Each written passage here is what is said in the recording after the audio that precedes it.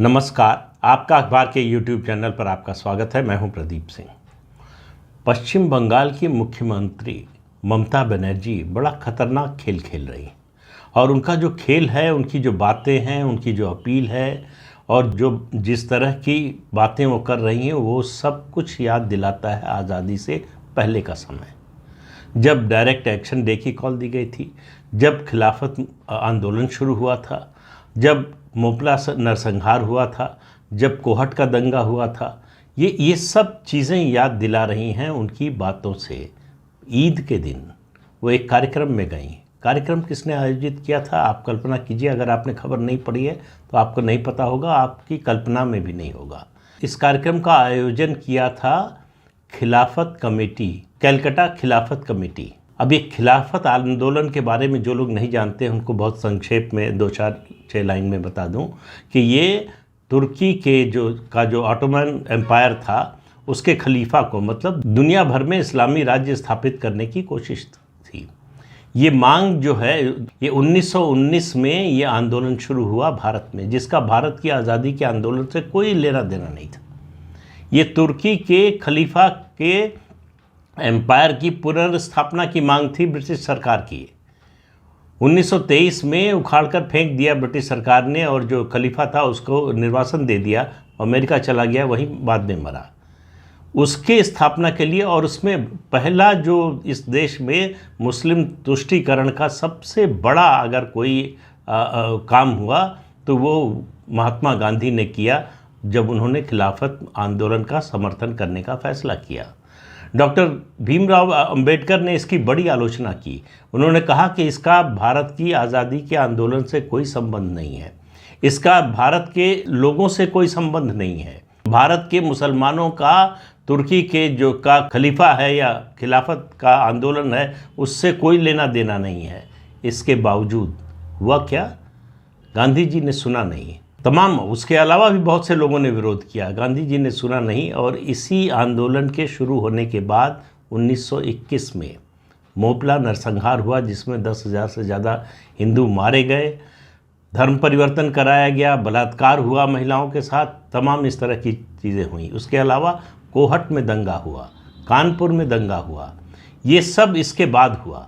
और ममता बनर्जी इस मंच से खड़े होकर बहुलतावाद और सांप्रदायिक सौहार्द की बात कर रही थी। और कुछ ही दिन पहले रामनवमी के जुलूस पर हमला हुआ जो जगह जगह पश्चिम बंगाल में मुसलमानों द्वारा, उसके बारे में कुछ नहीं बोली, बल्कि उसका उल्टा उन्होंने हिंदुओं को ही दोषी ठहराया और कहा कि आप लोग अल्लाह से दुआ कीजिए कि जो दंगाई हैं उनको सज़ा सबक मिले। यानी अगर आप मुसलमानों से ये अपील कर रही हैं तो जाहिर है कि आप हिंदुओं के बारे में बोल रही हैं। और अगर आपको अभी तक कोई शक हो कि ये गलतफहमी हो सकती है मेरी, तो उनके और दूसरे बयान सुन लीजिए। उन्होंने कहा था कि रमज़ान के दिनों में मुसलमान कोई गलत काम कर ही नहीं सकता। दूसरी बात, उन्होंने कहा कि हिंदुओं को अपना रामनवमी का जुलूस लेकर मुस्लिम इलाकों से नहीं जाना चाहिए। हम भारत में रह रहे हैं, ये हिंदू और मुसलमान इलाका क्या होता है? जो इलाका है सब भारतीयों का इलाका है। अगर कल को हिंदू इस तरह से शुरू कर दें कि उनके इलाके से कोई मुस्लिम जुलूस, कोई जो है इस तरह का समारोह नहीं होगा, तो फिर उसका नतीजा क्या होगा? तो ममता बनर्जी आग से खेल रही हैं। वो कह रही हैं मुसलमानों से कि आप मुस्लिम वोट बैंक को इकट्ठा कीजिए 2024 में मोदी को हराने के लिए। इसका मतलब सीधा संदेश वो किसको दे रही हैं? और बार बार अपने भाषणों में अक्सर वो बोलती हैं, चुनाव से पहले भी बोल रही थी, चुनाव के दौरान भी, चुनाव के बाद भी, कि हम बंगाल में एनआरसी लागू नहीं होने देंगे। अभी तक एनआरसी का कोई ड्राफ्ट तक तैयार नहीं किया है केंद्र सरकार ने, उसको लागू करने की बात तो बहुत दूर है। लेकिन वो क्यों बोल रही हैं? उसका मकसद है, वो संदेश दे रही हैं जो बांग्लादेशी घुसपैठिए हैं, जो बरसों से जिनको उन्होंने शेल्टर दे रखा है, जिनकी वो रक्षा कर रही हैं, जो उनके कैप्टिव वोट बैंक हैं, और म्यांमार के रोहिंग्याओं को, उनको ये आश्वासन दे रही हैं, ये संदेश दे रही हैं कि तुम्हारा कुछ नहीं बिगड़ेगा, भारत सरकार तुमको निकाल नहीं पाएगी।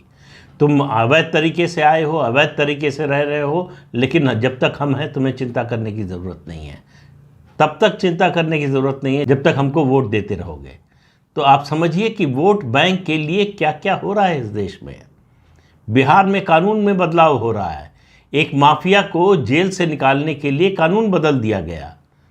देश की आईएएस एसोसिएशन उसका विरोध कर रही है, लेकिन राजनीतिक दलों पर कोई उसका असर नहीं है। आनंद मोहन सिंह जो माफिया डॉन है, जिसको वो बाहर करा रहे हैं, उसका ऐसे स्वागत कर रहे थे जैसे कोई जो है स्वतंत्रता संग्राम सेनानी आ रहा हो। देखिए, ये जो खिलाफत कमेटी है, इसके बारे में और अच्छी तरह से समझ लीजिए। ये भारत के विभाजन में इसकी बहुत बड़ी भूमिका थी। 23-24 नवंबर 1919 को पहली खिलाफत कॉन्फ्रेंस दिल्ली में हुई थी और इसकी अध्यक्षता बंगाल के फजलुल हक ने की थी। और तय हुआ कि जब तक हमारी खिलाफत की मांग जो है, हमारे खलीफा के बारे में जो मांग है हमारी, वो ब्रिटिश सरकार पूरी नहीं करती, तब तक ब्रिटिश सामान का बायकॉट किया जाएगा और नॉन कोऑपरेशन का अभियान चलाया जाएगा। अब इसको तमाम इतिहासकार जो लेफ्ट लिबरल बिरादरी के लोग हैं उसको जोड़ देते हैं आज़ादी के आंदोलन से, कि खिलाफत आंदोलन चलाने वाले भी अंग्रेज़ों के खिलाफ थे। उनका मकसद अलग था, उनका भारत की आज़ादी से उनको कोई लेना देना नहीं था, उससे कोई सरोकार नहीं था।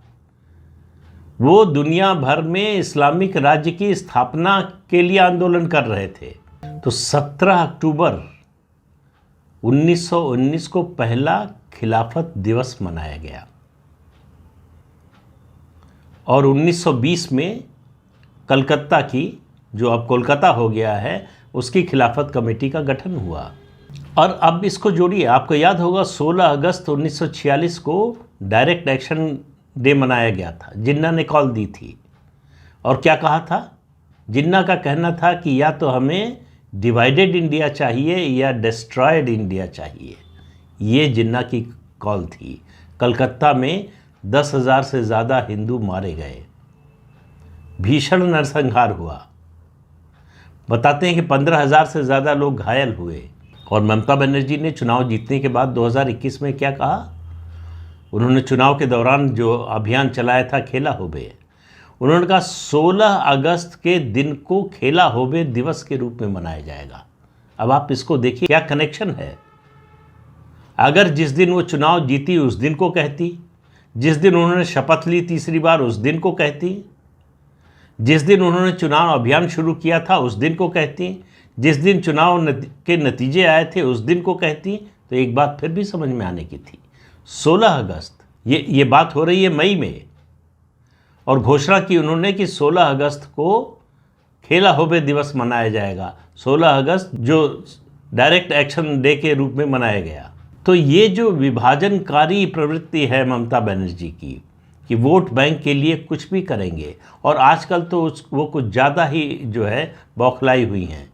जब से सागर दीघा का उपचुनाव हारी हैं, मैंने पहले भी 2 बार बता चुका हूं आपको कि सागर दीघा जो विधानसभा की सीट है जिसके लिए उपचुनाव हुआ था, वहाँ से टीएमसी का विधायक था जिसकी मौत हो गई, उसके बाद उपचुनाव हुआ। इसमें 65% से ज़्यादा मुस्लिम मतदाता हैं, इसके बावजूद टीएमसी हार गई, कांग्रेस का उम्मीदवार जीत गया।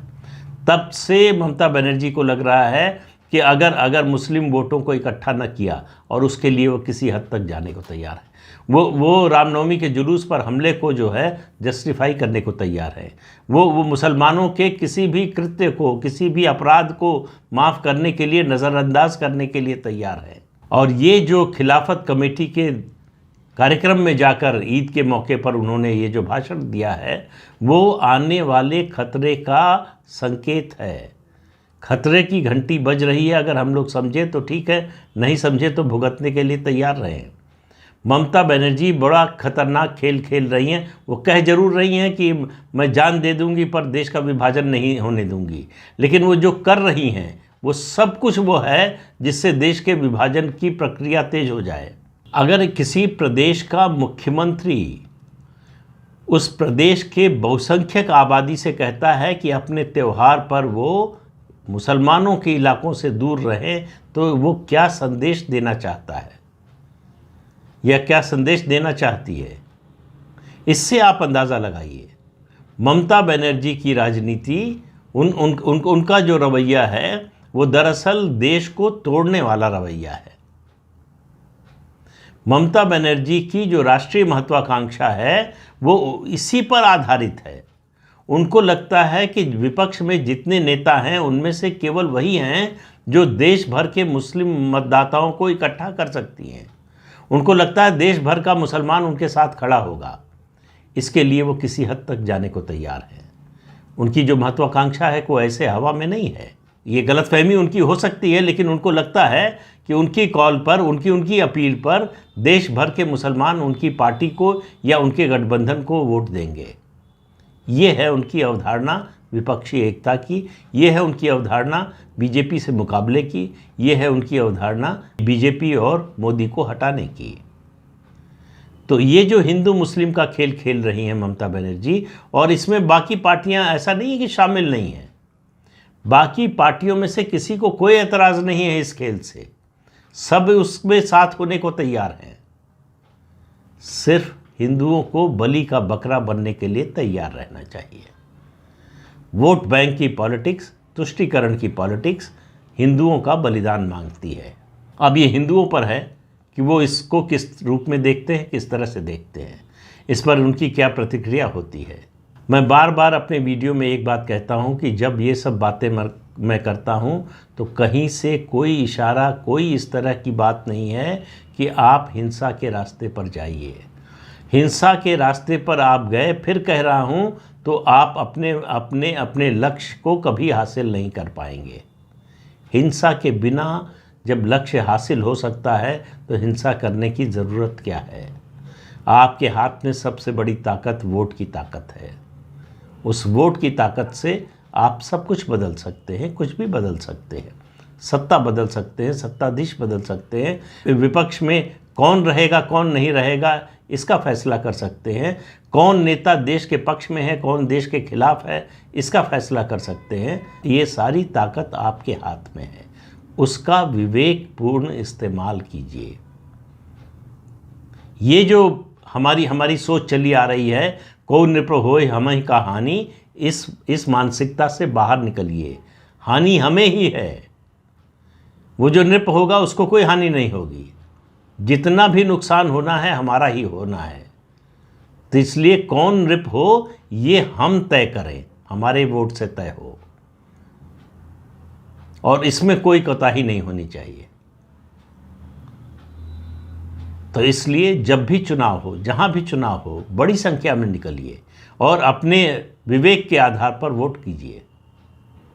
तो इस अंक में इतना ही। अगले अंक में फिर मिलेंगे किसी नए मुद्दे के साथ। तब तक के लिए अनुमति दीजिए। आपसे अनुरोध है कि ये चैनल देखिए, शेयर कीजिए, लाइक कीजिए और सब्सक्राइब ज़रूर कीजिए। नमस्कार।